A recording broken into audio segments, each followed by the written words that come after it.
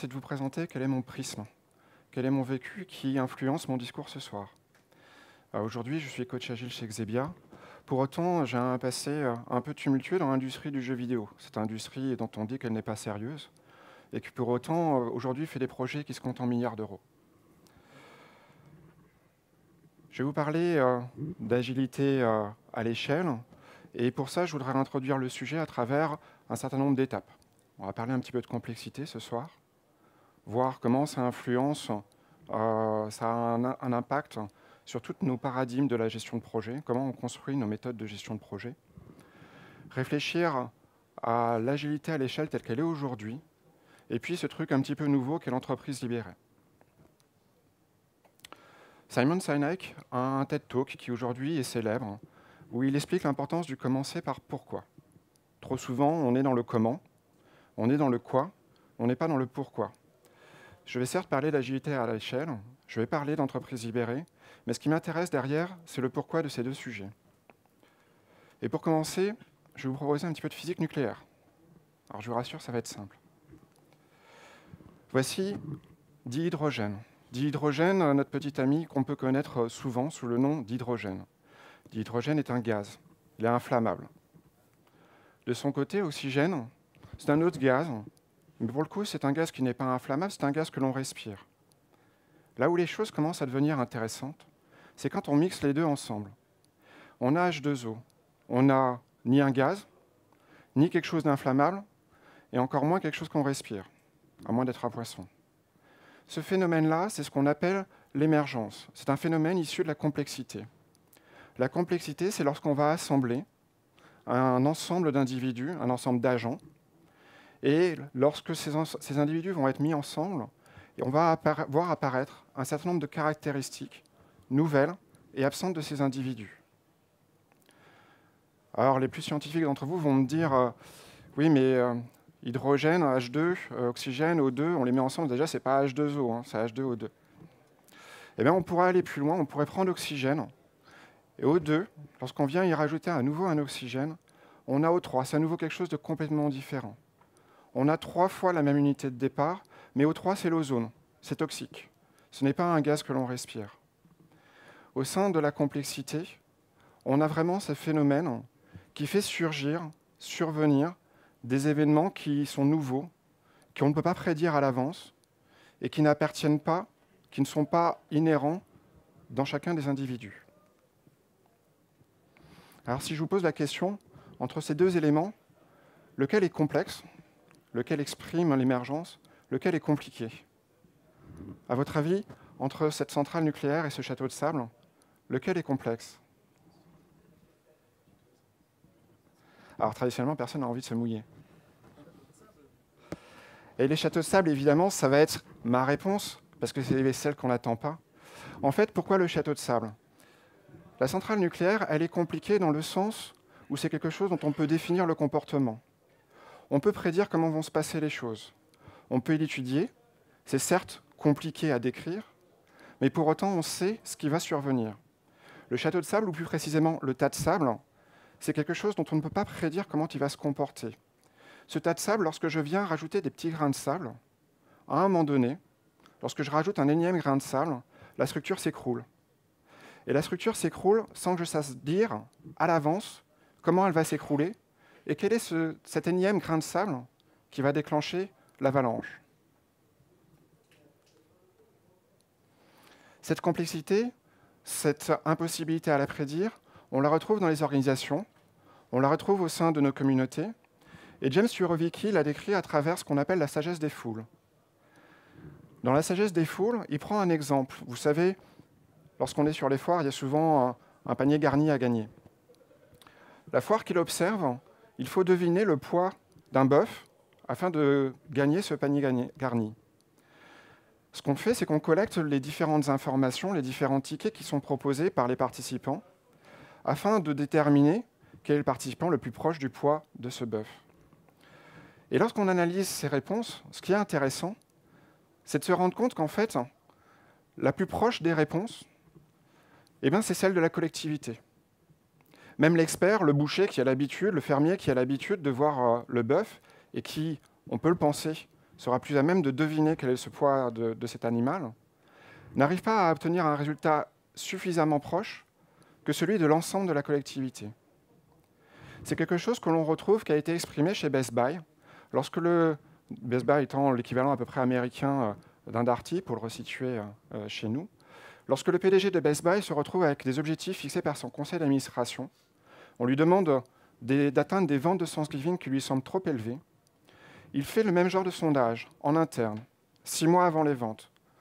Après coup, après la réalisation de ces ventes de Thanksgiving, on vient vérifier les différentes prédictions des membres de l'entreprise. Le département des ventes avait des résultats plutôt efficaces. Ils étaient juste à 93%. L'ensemble de l'entreprise avait su deviner les ventes de Thanksgiving à 99,99%. Ces phénomènes étonnants, on les utilise après dans ce qu'on appelle les marchés prédictifs. Cette disponibilité d'une intelligence collective, James Surowiecki vous explique qu'elle se base sur la diversité, une multitude d'opinions. Et la diversité, Colgate ou Procter & Gamble a bien su voir cet impact lorsqu'à un moment donné, ils se sont posé la question de savoir comment on pouvait mettre un dentifrice à rayures dans un tube. C'est un projet de R&D classique, une recherche qui s'étend sur plusieurs mois, et puis pas de résultat. Ils postent leurs problèmes de R&D sur une plateforme collaborative. Ils ont une réponse en une demi-journée. C'est un électricien qui arrive avec la réponse. Évidemment, Procter & Gamble, c'est avant tout des chimistes. Cet électricien répond tout simplement, c'est extrêmement facile. Le fluor est électronégatif, on y implique un courant, on sépare des couches. Cette diversité, c'est aussi ce qui a pu faire défaut à la NASA. Lorsqu'on voit les échecs de Columbia, les échecs de Challenger, c'est exactement ça ce qui se passe. On a un certain nombre de décisions qui sont prises de manière centralisée, on a oublié cette décentralisation, sans autonomie et sans la diversité, puisque tous les ingénieurs de la NASA sont issus du même parcours. Résultat, un certain nombre d'éléments qui étaient connus, qui pouvaient nous permettre de prédire l'accident, ont été négligés. Et finalement, est-ce que c'est extrêmement étonnant? Lorsqu'on regarde notre cerveau, on n'a pas de chef. On a un ensemble de neurones qui communiquent entre eux, qui échangent de l'information sans qu'il y en ait un qui prenne le pas sur les autres. On a bien cette décentralisation, cette autonomie, et pour autant une certaine coordination qui nous permet de prendre nos décisions. Ce qu'on vient de voir, l'importance de se poser les questions de pourquoi on va aller vers quelque chose, et comment on peut définir ce qu'est la complexité, qu'on confond très souvent avec le compliqué. Et cette complexité, c'est l'apparition de caractéristiques absentes des individus, ce qu'on appelle l'émergence, des caractéristiques qu'on peut ensuite exploiter au sein de l'intelligence collective, qu'on peut utiliser en entreprise. Alors on va quitter la complexité et on va réfléchir à l'influence de celle-ci sur notre gestion de projet. La gestion de projet au cours du XXe siècle, et je vais faire un raccourci totalement honteux de l'histoire du management projet au XXe siècle, au départ c'est ça, c'est le taylorisme, le fordisme, c'est le travail à la chaîne. C'est un monde où l'objectif n'est pas de plaire au client, peu importe, il peut choisir la couleur tant que c'est noir. C'est un monde où la gestion de projet, nécessairement, va s'appuyer sur la prédictibilité. Puisque nous savons définir l'enchaînement des éléments, puisque nous morcelons les tâches, appuyons-nous sur cette prédictibilité et appuyons-nous sur un chef. Un chef qui va centraliser l'information, et c'est tout à fait logique, puisque si une personne est capable de savoir comment vont se dérouler les événements, on n'a pas besoin de demander l'avis des différents collaborateurs. Évidemment, cette prédictibilité, le problème, c'est que c'est un château de cartes. Si on la retire, tout s'écroule. Si on retire cette capacité à prédire les choses, le chef, pour le coup, va amener la lenteur dans le système. À la fin du XXe siècle, ce qu'on voit, c'est un changement complet de nos sociétés à travers l'émergence et le développement à vitesse grand V de tout ce qu'on appelle la société de communication. À l'époque de la mort d'Abraham Lincoln, il faut 12 jours pour que l'information parvienne en Europe. Il faut plusieurs mois pour que l'ensemble des États américains soient au courant de la mort d'Abraham Lincoln. À la mort de Michael Jackson, le premier édit sur Wikipédia apparaît moins de 2 heures après l'appel au 911. En quelques minutes, l'intégralité du monde est au courant de la mort de Michael Jackson. À la fin du XXe siècle, on démultiplie les échanges, on démultiplie la communication. précisément les caractéristiques qui vont faire apparaître la complexité. À la fin du XXe siècle, on évolue donc d'un monde du prédictible vers un monde de l'imprédictible. Et finalement, l'approche de gestion de projet agile vient répondre à ça. Son paradigme, son pilier, c'est le changement. C'est accepter que notre univers est complexe. C'est accepter que nous allons avoir de la nouvelle information et qu'elle va arriver à vitesse grand V. De ce fait, nous ne cherchons plus à prédire les choses, mais bien à s'adapter à ça, à réagir au plus près de l'information, le plus rapidement possible, à s'adapter à cette nouvelle information, à ce changement. Cette évolution que l'on a pu voir au cours du XXe siècle, c'est ce qui justifie totalement l'agilité aujourd'hui. On passe du monde du compliqué, un monde où il est certain que nous allons arriver à vendre nos produits, les consommateurs sont dans une demande d'équipement, vers un monde du complexe, où nos consommateurs sont exigeants, de nouveaux besoins surviennent tous les jours, les smartphones n'existaient pas il y a quelques années, et nous ne sommes plus capables de prédire les choses. Si on regarde aussi la fin du XXe siècle, on a eu une expérience intéressante avec toute l'époque de l'émergence du Lean. Le Lean a été implémenté en réaction aux expériences qui ont été mises en place par Toyota dans toute l'industrie automobile en Europe et aux États-Unis. En grande partie, ça a été un échec. En grande partie, le Lean s'est traduit par cette image négative de la personne qui est derrière le collaborateur en train de mesurer ses actions, en train de chronométrer chacune de ses tâches. Et alors qu'on pensait avoir des gains phénoménaux, aujourd'hui, certaines entreprises bannissent le terme. Ce qui s'est passé, tout simplement, et Rabelais aurait pu vous le dire, c'est que nous avons fait tout simplement de la science sans conscience. Science sans conscience qui n'est que ruine de l'âme. On a implémenté le Lean, on a oublié la culture, on a mis en place des processus, on a mis en place des méthodes, et on a oublié que chez Toyota, il y avait toute une culture particulière par rapport à l'échec, une culture particulière par rapport à la qualité. Il ne s'agissait pas de mettre en place des méthodes, il s'agissait bien de donner la possibilité à l'ouvrier d'arrêter l'intégralité de la chaîne lorsqu'il détectait un défaut. Tous ces aspects culturels ont été oubliés.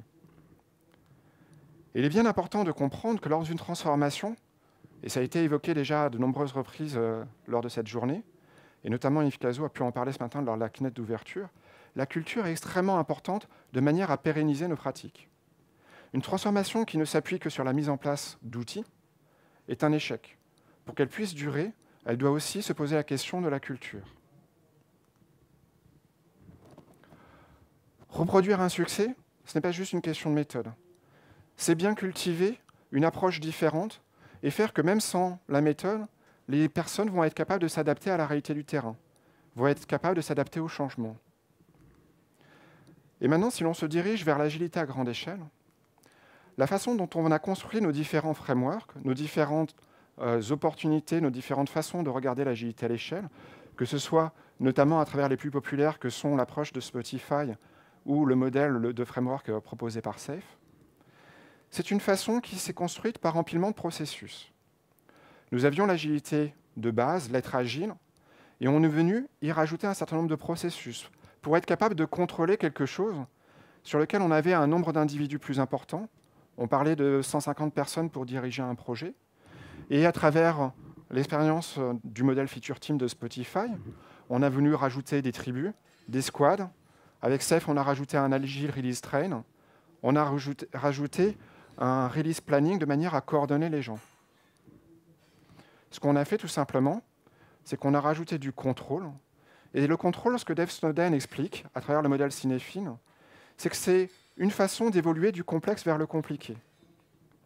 Dans son modèle Cinefin, il explique que notre environnement, c'est soit du simple, l'évidence, soit du compliqué, qui est prédictible, mais pour le coup, qui n'est évidemment pas évident, du complexe, dont on ne sait pas définir à l'avance ce qu'il va devenir, et du chaotique, pour le coup, qui est absolument reproductible et sur lequel les mêmes effets n'ont pas deux fois la même conséquence. Lorsque vous mettez hydrogène et O2 ensemble, vous aurez toujours H2E, et H2O, vous le savez a posteriori. Dans le chaotique, vous n'avez pas cette situation-là. Et on peut évoluer d'un domaine vers l'autre.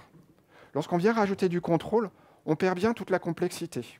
Lorsqu'on vient rajouter du contrôle, finalement, ce qu'on fait, c'est qu'on va perdre l'émergence. On va perdre les caractéristiques de la complexité. On va perdre nos capacités d'innovation.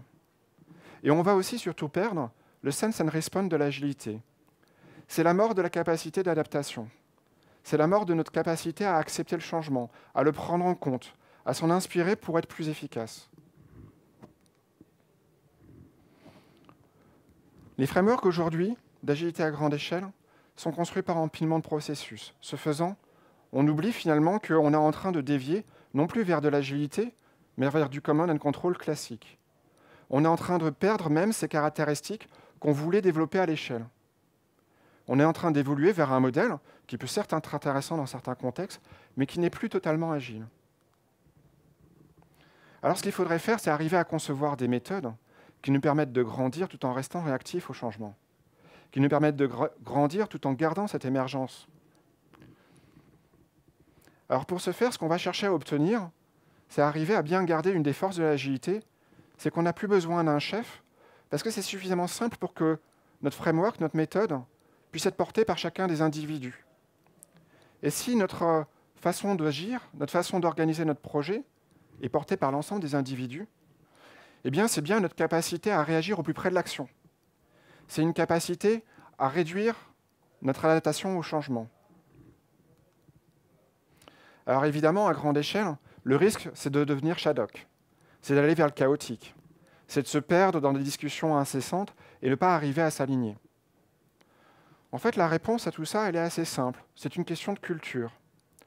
Et la culture, elle a ceci d'étonnant, c'est que lorsque vous prenez deux étudiants, vous les mettez dans New York le même jour, et vous leur demandez de se retrouver sans leur dire à quel endroit et à quel moment. Et il y a de grandes chances qu'ils arrivent à se retrouver. Spontanément, ils vont se diriger vers Grand Central Station.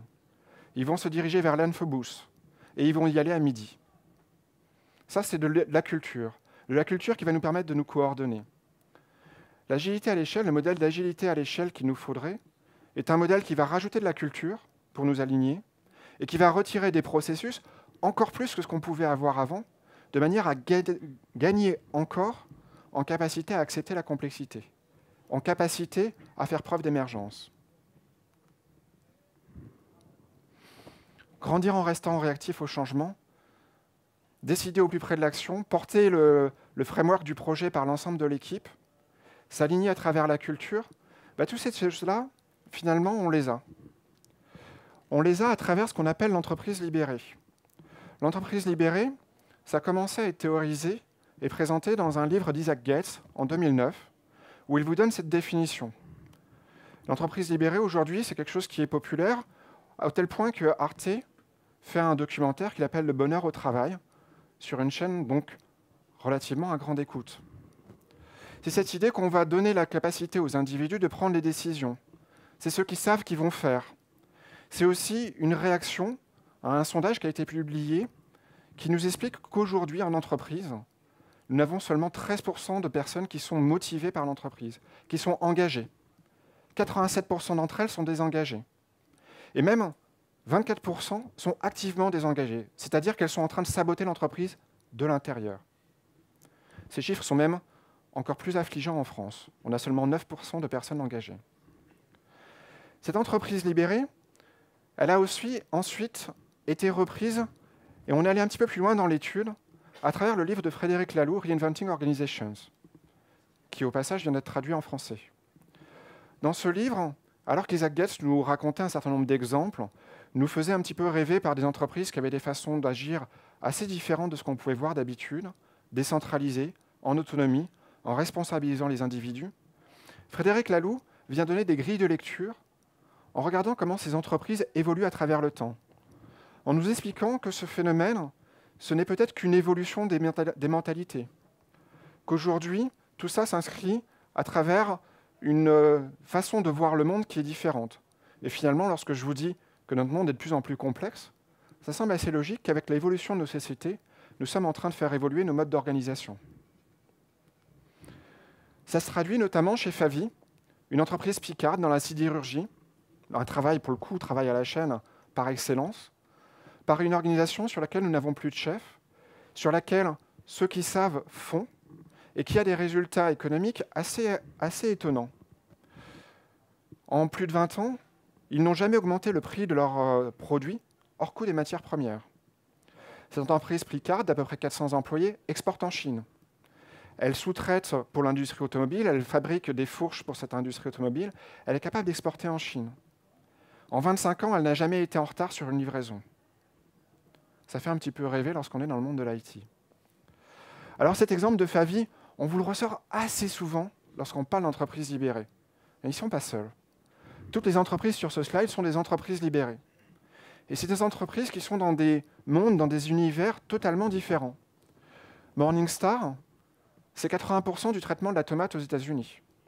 Et il y a de fortes chances que si vous avez été aux États-Unis, vous avez pu manger une pizza, utiliser un condiment qui avait été traité par Morningstar. L'USS Santa Fe, c'est un sous-marin nucléaire. Ce sous-marin nucléaire, lorsque le commandant Marquet en prend le commandement, c'est le dernier de la flotte. À la fin de son commandement, il est le premier de l'US Navy. Aujourd'hui encore, alors qu'il n'est plus là, c'est le sous-marin nucléaire qui connaît le plus fort taux de promotion de managers, qu'on va appeler des leaders. Patagonia, dans le domaine de l'équipement outdoor. AES, dans l'énergie. AES, on parle de dizaines de milliers d'employés. On parle d'entreprises qui est multinationale, avec des usines partout dans le monde. Des usines parfois qui ont été rachetées et que petit à petit on a libérées. The Richards Group, c'est un groupe qui est dans la publicité. Harley-Davidson, qui s'est totalement libéré avec des syndicats, dans un contexte que l'on peut penser assez difficile. Valve dans l'industrie du jeu vidéo. Zappos, qui est dans le milieu de la chaussure, la vente à distance, qui a été racheté par Amazon il y a quelques années et qui, en moins de 9 ans, a réussi à atteindre plus d'1 milliard de chiffre d'affaires. Et Zappos, ce que vous voyez d'étonnant, c'est qu'alors qu'ils se posent comme étant un acteur de l'e-business, dans leur logo, on voit déjà Powered by Service. Et j'y reviendrai, ce Powered by Service, ils le pensent vraiment, ils le vivent vraiment. Alors, comment ça fonctionne tout ça ? Je vais vous raconter une petite histoire. Je vais vous faire revenir en enfance. Tom Sawyer, ce gentil chenapan, garnement, une fois de plus, se retrouve puni. Un bel après-midi d'été, il faut qu'il repeigne à la chaux une immense palissade. Il commence à peindre, et puis ses camarades défilent, pour lui proposer, bien entendu, d'aller pêcher. Il reste concentré sur la peinture de sa palissade. Au bout d'un moment, son ami commence à lui dire « Dis donc, Tom, ça a l'air intéressant ce que tu fais, tu me laisses essayer ?» « Ah non, je ne peux pas, tu te rends compte, c'est un travail d'expert. On ne peut pas faire ça n'importe comment. On compte sur moi. Ah, allez, Tom, laisse-moi essayer. » Quelques minutes plus tard, l'ensemble de ses camarades a défilé. Tom est confortablement installé dos à un arbre, en train de manger une pomme, en train de jouer avec les billes et les différents cadeaux que lui ont donnés ses camarades pour avoir le privilège de peindre. Et il a réussi à ne pas effectuer cette punition, à ne pas effectuer ce travail. Ce qui se passe, en fait, et Dan Pink l'exprime très bien à travers un livre qui s'appelle « La vérité sur ce qui nous motive », c'est que Tom Sawyer a développé la motivation intrinsèque de ses camarades. Il s'est appuyé sur l'idée qu'ils étaient autonomes dans leur travail. Il leur a donné un sens, une vision. Il leur a montré l'importance de la tâche. Et il leur a montré qu'ils pouvaient développer une certaine maîtrise à travers cette tâche. C'est ce que Dan Pink explique comme étant la motivation 3.0. La motivation 1.0, c'est simplement la capacité de survivre. C'est notre envie de résister aux éléments. La motivation 2.0, c'est la carotte et le bâton. C'est la motivation extrinsèque. C'est ce qu'on utilise encore majoritairement en entreprise. Et la motivation 3.0, c'est s'appuyer sur cette idée qu'intrinsèquement, les gens sont prêts à faire. Et ça, c'est extrêmement fort. C'est fort au point que, finalement, la motivation extrinsèque est négative et a un impact contre-productif sur les gens, alors qu'ils pourraient naturellement avoir envie de faire les choses. Et Dan Pink parle notamment d'un exemple, des enfants dans une maternelle que l'on fait dessiner, et dès lors qu'on leur donne une récompense en échange de leur dessin, on se rend compte après quelques semaines que ceux qui dessinaient naturellement, et tout enfant a envie de dessiner, à partir du moment où on leur a donné cette récompense, ils dessinent moins longtemps que les autres. Ceux à qui on n'a pas donné de récompense continuent à dessiner plus longtemps que les autres. Alors l'entreprise libérée, moi je vous en propose une autre définition. Parce que libérée, mais libérée de quoi ? Une entreprise libérée, c'est ce que j'appellerais une entreprise 3.0, comme une entreprise qui s'appuie sur la motivation 3.0. Et une entreprise aussi qui va s'appuyer sur cette idée de la sagesse des foules. Elle va décentraliser, elle va mettre de la diversité, elle va coordonner, elle va permettre l'autonomie. Et tout ça en donnant un sens, en donnant de l'autonomie aux gens et en leur donnant surtout la capacité de développer une maîtrise. C'est ça aujourd'hui qui explique le succès de ces entreprises libérées ou entreprises 3.0. Alors comment ça fonctionne tout ça? Comment est-ce qu'on peut aller vers cette entreprise-là? Je ne vais pas vous donner de recette, il n'y a pas de potion magique. Ce sont des choses qui prennent du temps. Pour autant, il y a un certain nombre d'éléments qu'il est intéressant de connaître lorsqu'on a envie de se poser la question d'aller dans cette direction. Et notamment, il y a un certain nombre de prérequis. Le premier d'entre eux, c'est l'importance d'avoir ce qu'on appelle un leader libérateur. Dans une entreprise libérée, ce que vous allez faire, c'est que vous allez redonner l'autonomie, le sens aux gens qui sont sur le terrain. Chez Favi, on a supprimé la pointeuse. On a supprimé les objectifs de rendement. Et de manière assez paradoxale, d'ailleurs, on s'est rendu compte que ceci augmentait. Parce que tout simplement, lorsqu'on est sur une chaîne, il y a un rythme naturel qui nous permet de faire plus facilement les choses.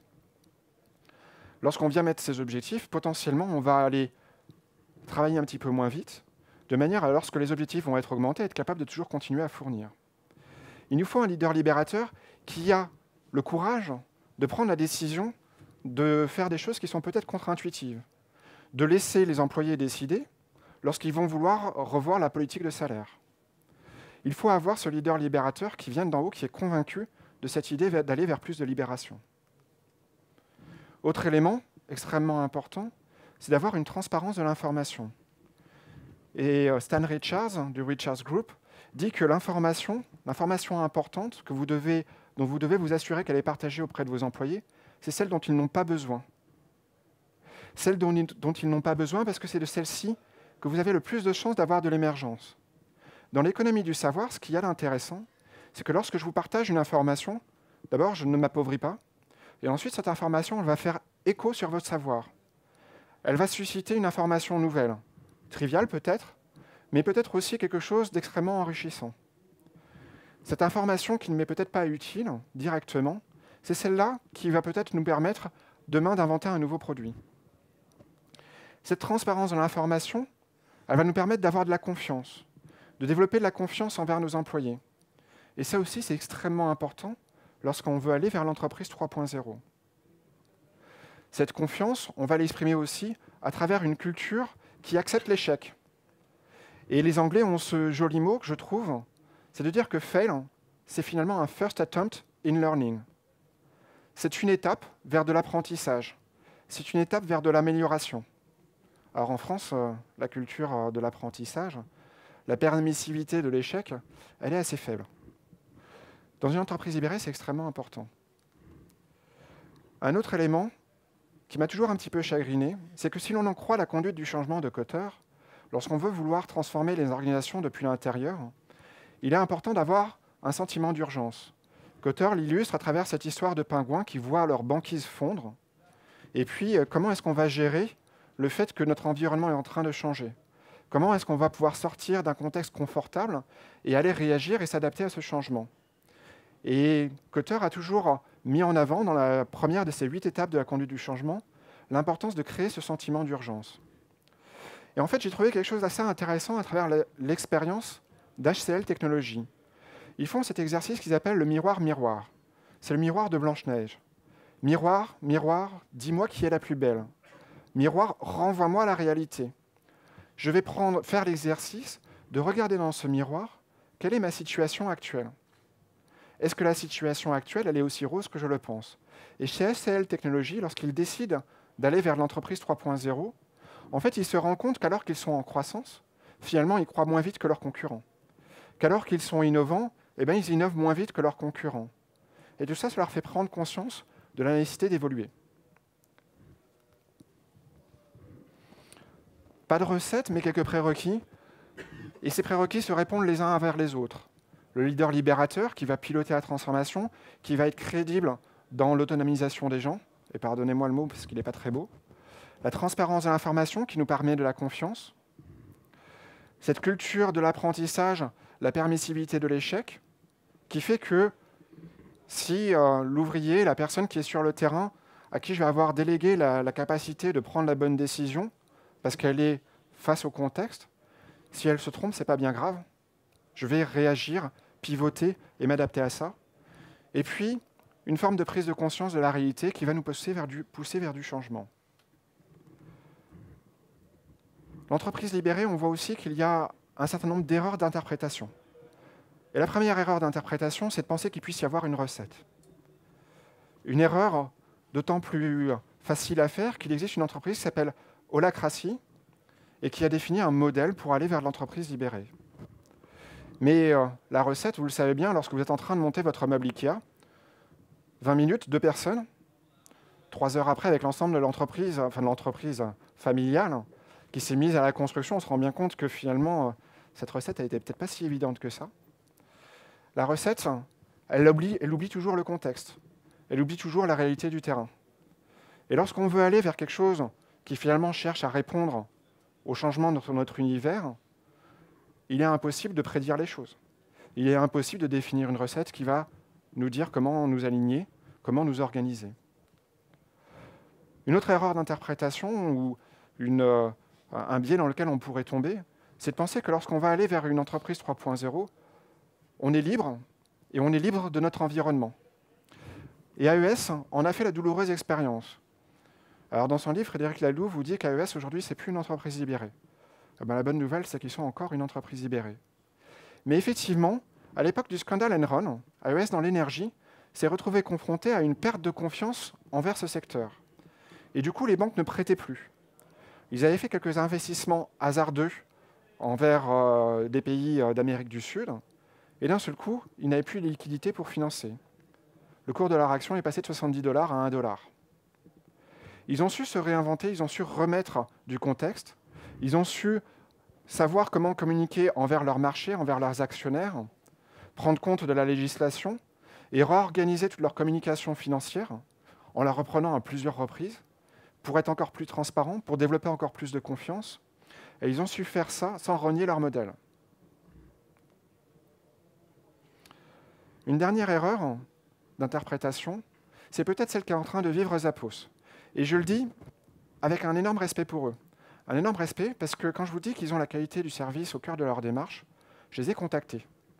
Je les ai contactés et j'ai réussi en 2-3 jours à avoir l'email du PDG et à pouvoir échanger, non pas directement avec lui parce qu'il n'avait pas le temps, mais avoir son retour directement, de dire à un de ses collaborateurs proches, vas-y, réponds à cette personne, il a des questions intéressantes. Et ça, aujourd'hui, les entreprises qui ont ce genre d'attitude, je pense qu'il n'y en a pas beaucoup. Les entreprises, vous pouvez les contacter vers leur service client. Quand je les contacte, il est à peu près minuit aux États-Unis. Quand on leur pose une question qui n'est pas directement sur leur business, mais comment est-ce que vous êtes organisé? Pourquoi est-ce que vous avez choisi le modèle d'Holacracy? Et qu'ils vous répondent directement, ça dit quelque chose d'assez impressionnant sur la communication et l'organisation de l'entreprise, sur sa culture. Et l'erreur qu'ils font peut-être, et si vous regardez un peu l'entreprise libérée, vous l'avez peut-être vu, c'est qu'ils essaient d'aller vers l'entreprise libérée en mode autoritaire. En avril dernier, Tony Hsieh, le dirigeant de cette entreprise, a déposé un ultimatum en disant à ses employés, à la fin du mois, vous êtes in ou vous êtes out. Si vous êtes out, c'est avec beaucoup de respect que je vous laisse partir et j'organiserai votre transfert. Mais pour autant, j'ai envie d'avancer.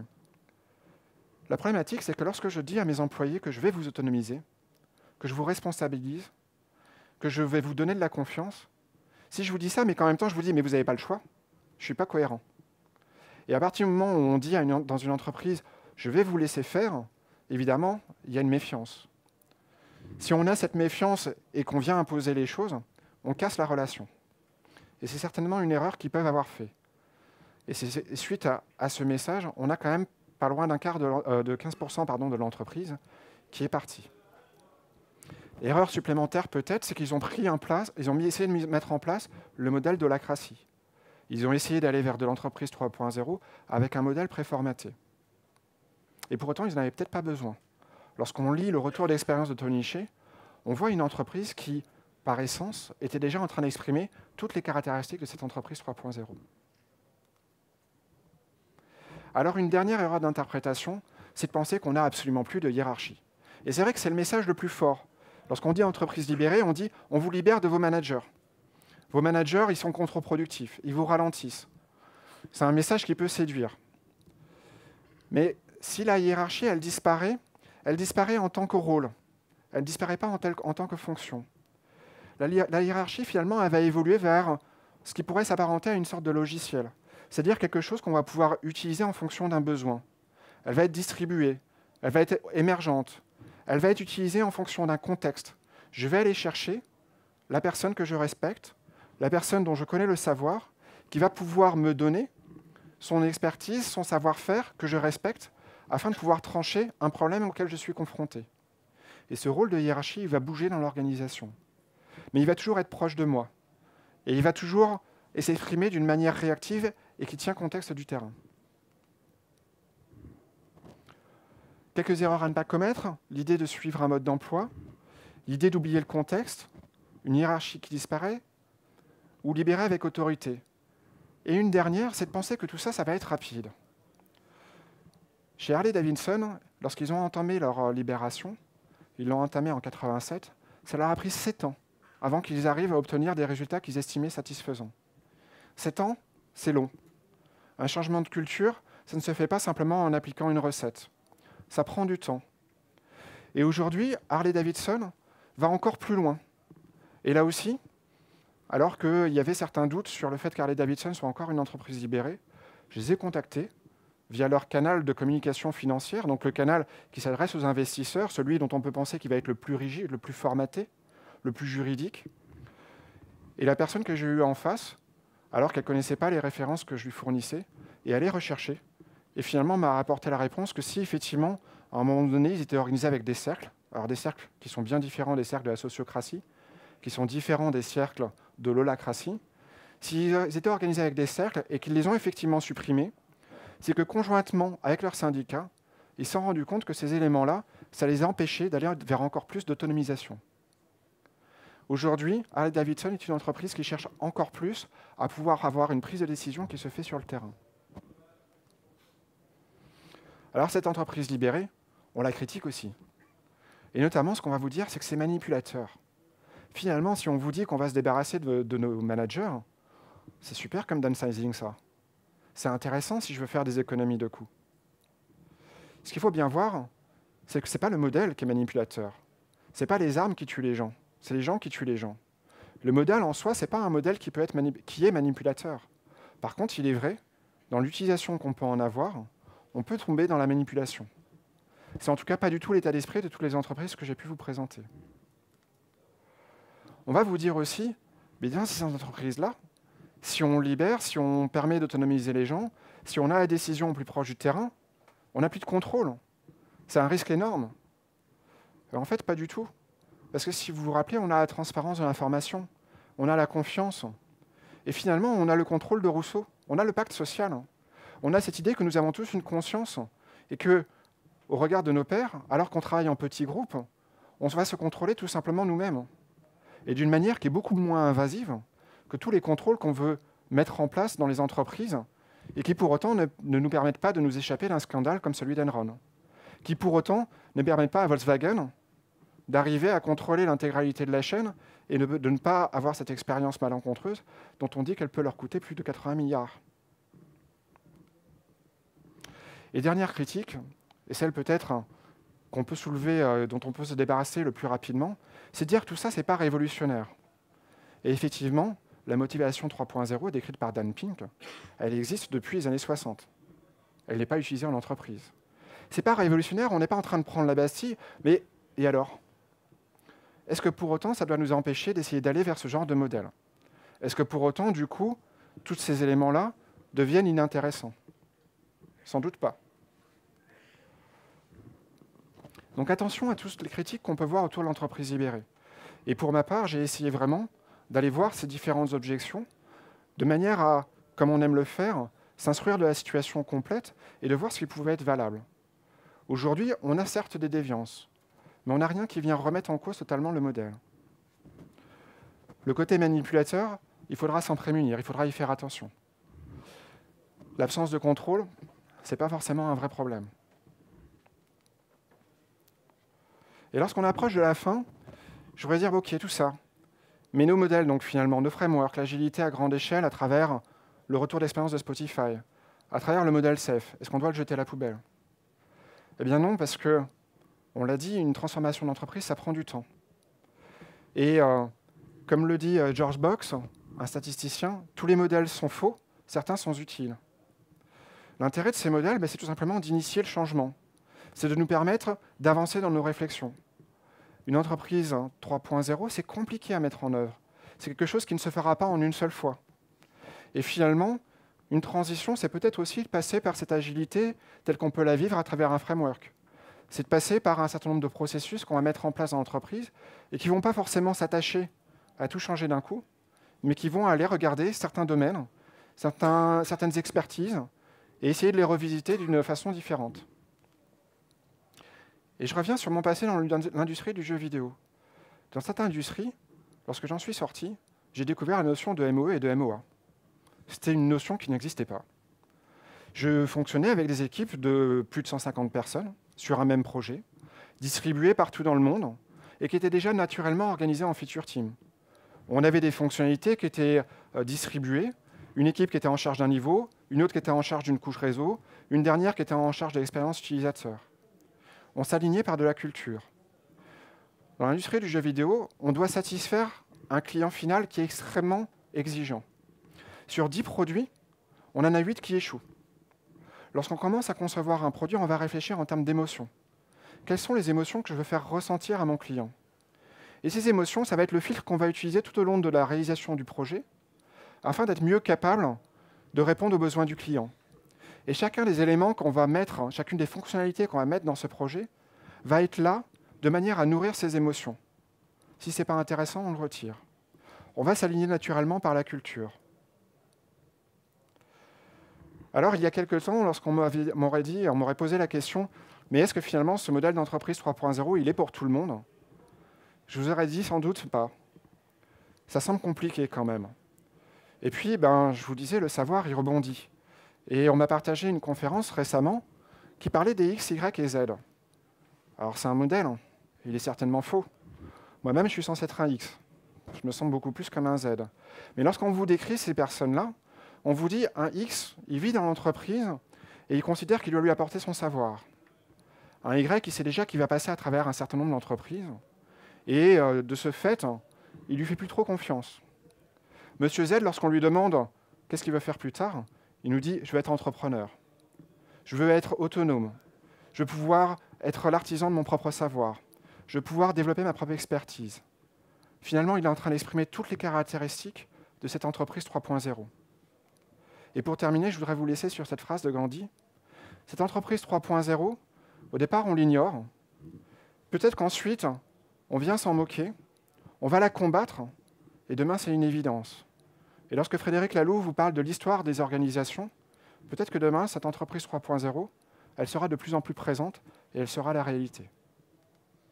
J'en ai fini et je vous remercie.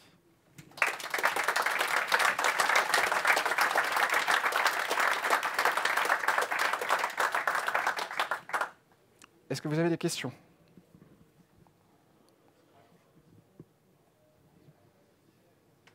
Oui ?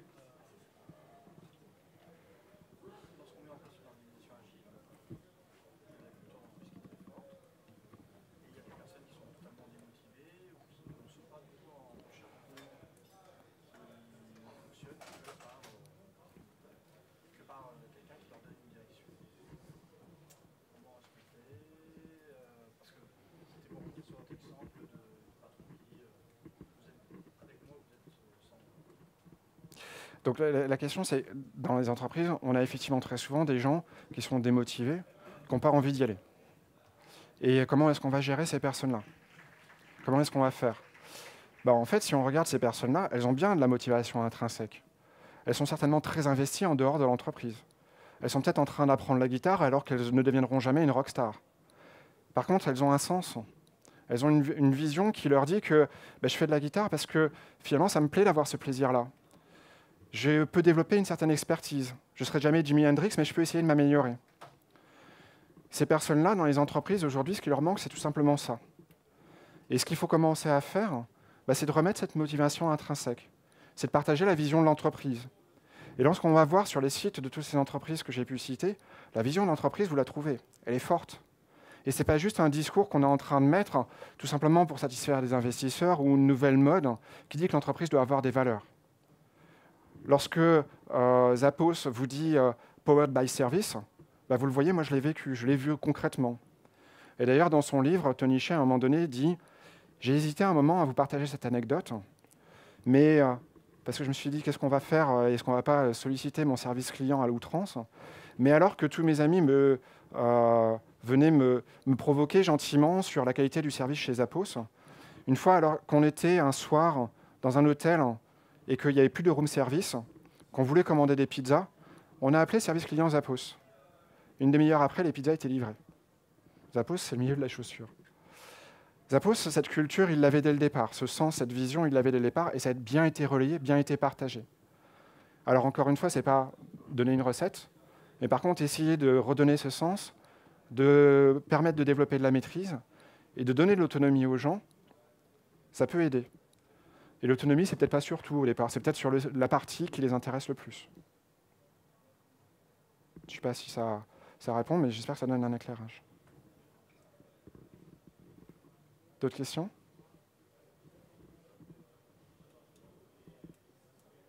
Je vous ai fait. Est-ce que tu peux juste revenir sur le premier slide, s'il te plaît? Le tout premier? Ah.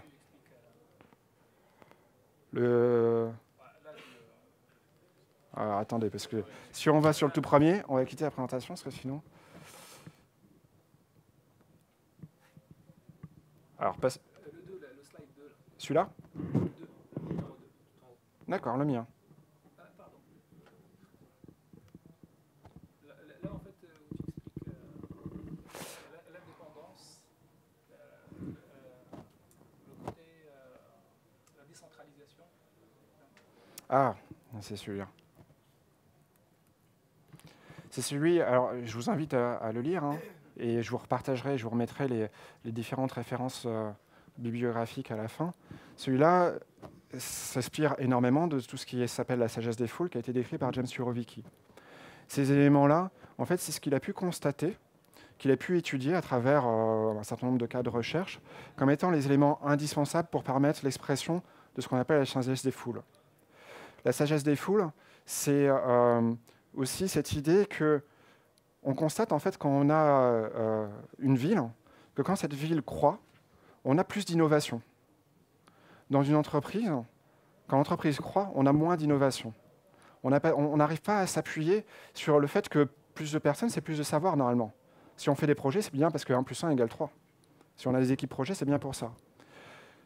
Ce que dit James Surowiecki, c'est qu'on a besoin, pour bien permettre l'expression de toutes ces caractéristiques-là, de la décentralisation. Donc on va aller vers le terrain, on va aller au plus proche de l'action. On a besoin d'une certaine indépendance, c'est-à-dire qu'on ne veut pas s'influencer les uns les autres. Si moi, chef, je vous dis, je pense comme ça, mais je vais quand même écouter ce que vous me dites. Ah, évidemment, vous allez avoir du mal à vous exprimer. La diversité, c'est tout simplement se nourrir de plus d'informations, et c'est quelque chose qui va accentuer tout ce qui est complexité, qui va accentuer l'apparition de nouvelles caractéristiques. Et enfin, la coordination, évidemment, quand on a plein de personnes, comment on fait? Et la coordination, et James Surowiecki vous le dit aussi, c'est la culture. C'est ce qui fait que nos 2 étudiants lâchés dans New York arrivent à se retrouver. Ça reprend, ça a réexpliqué, quoi. Ouais. Oui.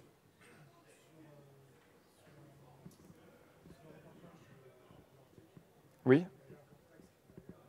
Pardon?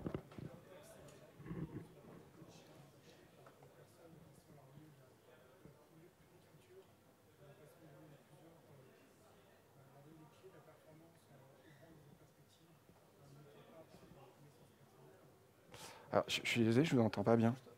Je crois que je peux me déplacer. Et comme ça, je la répéterai pour tout le monde. Non, c'est pas un souci. Je disais, par rapport à l'émission qu'on a eue Sur Arte, ouais. il y avait la partie Gore-Tex à un moment, Oui. il y avait la comparaison entre les entreprises genre Google, Microsoft, des majors, des fintechs, Oui. etc. Et on parlait aussi de la vue en fin de compte, de Gore-Tex d'avoir mis des coachs et du leadership en place, Oui. de façon à générer directement générer la connaissance et la capacité aux gens d'être pluridisciplinaires par rapport à toutes sortes de situations. Oui. Et de générer du business, générer carrément des nouveaux marchés. Oui. Simplement pour avoir mis des gens en autonomie totale, avec la capacité d'aller voir les uns et les autres, de pouvoir accompagner ce mouvement-là, Oui. qui était comparé justement au mouvement de Google, où on avait dit, voilà, 25% de votre temps, on vous laisse libre, et finalement ce truc-là n'a pas marché. Donc est-ce que l'entreprise libérée non plus, c'est pas une façon de montrer qu'en fait les gens ont la capacité, les personnes de l'entreprise, à créer et générer de la richesse sur des capacités propres qu'ils n'ont pas forcément au début, mais qui génèrent au fur et à mesure de leur vie dans l'entreprise. Ok, donc si je vous comprends bien, Gore-Tex, à un moment donné, ils ont essayé d'utiliser des coachs de manière à permettre d'accompagner les personnes pour qu'elles sachent mieux utiliser cette autonomie, aller chercher l'information, communiquer, etc. Et ça n'a pas très bien marché. Ah, ça a marché, d'accord. Ben, oui, oui. Et effectivement, alors Gore-Tex, dans ces entreprises libérées, certaines se sont libérées, ont changé. Gore-Tex, c'était dans leur ADN dès le départ. Dès le départ, ils sont construits par rapport à ça. Donc effectivement, toutes ces caractéristiques qu'on peut retrouver dans une entreprise libérée, c'est des caractéristiques qui vont demander à ce que les individus sachent partager le savoir et prennent l'habitude d'aller chercher de l'information. Ça se travaille aussi. Ça se travaille aussi, et notamment, je pense que ça a été très bien fait dans le sous-marin nucléaire du commandant Marquet, parce que l'approche qu'il a développée, c'est ce qu'il appelle une approche de leader-leader. Et en fait, ce qu'il dit, c'est que tout simplement, alors qu'on est bien entendu dans une structure hiérarchique très forte, il n'a pas retiré la chaîne de commande militaire, je vais demander aux gens de prendre les décisions en disant « I intend to ». J'ai l'intention de faire ça. Donc moi, en tant que chef, je me retire de la décision. Je vais demander aux différentes personnes dans mon entreprise, dans mon sous-marin nucléaire, d'exprimer leurs intentions. Et de cette manière, je sais ce qu'elles cherchent à faire. Et en même temps, je leur permets de monter en compétence. Parce que quand je suis subalterne et que je prends la décision du chef, en annonçant que j'ai dans l'intention de faire ça, finalement, je suis déjà en train de me projeter dans le rôle supérieur. C'est ça qui, derrière, a fait qu'aujourd'hui, ils ont le plus fort taux de promotion de nouveaux commandants de la flotte de l'US Navy. Et que ça reste et que ça perdure. En fait, cette petite astuce, tout simplement, de dire, voilà, j'annonce ce que je vais faire, du coup, je le partage avec l'ensemble du groupe, et je me projette dans un rôle qui n'est pas le mien, qui est le rôle de celui qui doit décider, et ben, ça va me permettre de mieux partager mon savoir. Ça va me permettre de grandir. Et dans les anecdotes que raconte le commandant Marquet, c'est qu'au tout début, à un moment donné, dans un exercice militaire, pour ajouter un petit peu de stress dans le sous-marin nucléaire, il demande aux gens d'avancer avec une allure un peu plus soutenue. Ce qu'ils ne savaient pas, parce qu'il venait d'être transféré sur ce sous-marin nucléaire à la dernière minute, et que ce sous-marin nucléaire n'était pas de la classe pour laquelle il avait été formé, c'est que l'allure qu'il demandait n'existait pas sur ce sous-marin-là. Et pour autant, il y a toute une chaîne de commandes qui vient relayer l'information, et sur le terrain, la personne commence à essayer de mettre en œuvre l'ordre. Et puis à la fin, il y a quelqu'un qui ne fait rien. Alors le commandant dit « Mais qu'est-ce qui se passe? Pourquoi vous ne faites pas ?» Commandant, sauf mon respect, il n'y a pas d'allure 3/4 sur ce sous-marin. Pourquoi vous avez relayé l'information?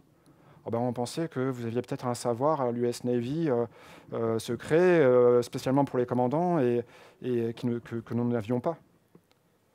À la fin de la transformation, alors qu'il donne un ordre d'aller en avant pour récupérer des marines d'un exercice de sauvetage, son second vient le contredire. Sauf mon respect, mon commandant, non, marche arrière toute. Non, en avant. Il faut qu'on aille au point de contact. Et puis il y a un temps de réflexion, et il se rend compte qu'en fait, il est en train de regarder la carte, et que sur la carte, il n'y avait pas l'orientation du sous-marin. Et le sous-marin était effectivement positionné à l'inverse. C'était bien en marche arrière toute qu'il fallait faire. Et il a réussi à obtenir ça, parce qu'au fur et à mesure, il a appris aux gens à donner leurs intentions, à prendre leur autonomie, et à être clair dans ce qu'il fallait faire. Alors, c'est peut-être pas une réponse complète, mais enfin, ça donne peut-être quelques directions. Alors, je crois que je dépasse mon temps, mais si vous avez une dernière question, et sinon, je vous invite à participer au cocktail, et puis ceux qui le souhaitent poursuivent la discussion. Merci.